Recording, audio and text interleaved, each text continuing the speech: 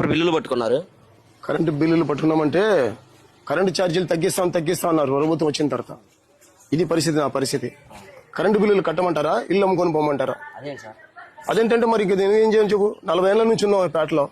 పట్టాలు రిజిస్ట్రేషన్ అన్నారు, 500 ప్రతి ఒక్కరి దగ్గర కట్టించుకున్నారు. దగ్గరుండి మేము కట్టించాం, పెద్ద మనుషులు మాట్లాడారు. చార్జెస్ అంటే ఏమున్నాయి? చార్జెస్ లాస్ట్ ఇయర్ చార్జెస్ కూడా వేశారు దీనిలో కలిపి. ఏది? అదే చూడండి, 2022-23 కూడా అదే వేశారు. ఇది 2023. ఓకే, 2022లో 255 రూపాయలు, 23 176 రూపాయలు, ఇప్పుడు 59 రూపాయలు. అంటే ఇవే నాకు వచ్చింది 1600 అండి యాక్చువల్ గా. ఓకే, 1600 అయితే ఉన్నా నేను.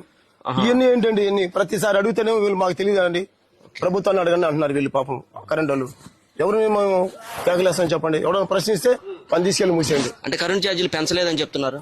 ఎక్కడ పెంచలేదు? ఇదిగో సాక్ష్యం, ఇదిగో మీరు అన్న పాయింట్ కరెక్ట్ అనండి. ఇది మీరే సాక్ష్యం, వచ్చారు కదా, కరెంటు ఛార్జీలు పెంచలేదు, మీరే సాక్ష్యం చూడండి. ఇది వాస్తవం లేకుండా ప్రూఫ్ లేకుండా నేను మాట్లాడలేదు. అంటే ఆయన సంపద సృష్టిస్తానని చెప్పారు కదా చంద్రబాబు నాయుడు గారు. ఎట్లా సృష్టిస్తాడండి సంపద? నేను ఒకటి మాట్లాడుతున్నాను, సంపద ఎలా సృష్టిస్తాం మీరే చెప్పండి. ఎక్కడి నుంచి సృష్టిస్తావు నువ్వు సంపదని? ఇట్లా బిల్లులు వేసి సృష్టిస్తావా? ఆటో కార్మికుడికి 10,000 జగన్ గారు ఇచ్చారు. ఇప్పుడు సింగిల్ పైసా లేదు. వాళ్ళు ఎలా బతకాలి? వాళ్ళ పిల్లల పరిస్థితి ఏంటి? చదువుల పరిస్థితి ఏంటి?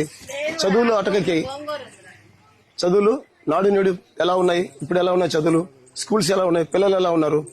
బూట్లు లేవు, సాక్షులు లేవు, చదువులు లేవు పిల్లలకి. జగన్ ఉన్నప్పుడు వాళ్ళకి ట్యాపులు కూడా ఇచ్చాడు, పిల్లలు చదువుకోవడానికి చక్కగా ఉన్నది, హ్యాపీగా సంతోషంగా ఉన్నారు. ఇప్పుడు ఎక్కడ ఉంది చెప్పు? అంటే పవన్ కళ్యాణ్ ఆ రోజు గెలిపించండి, దగ్గరుండి అన్ని చేస్తాను, మీకు ఇబ్బంది అడ్రస్ లేదండి పవన్ కళ్యాణ్ గారు. పవన్ కళ్యాణ్ గారికి నాకు హ్యాట్సాప్.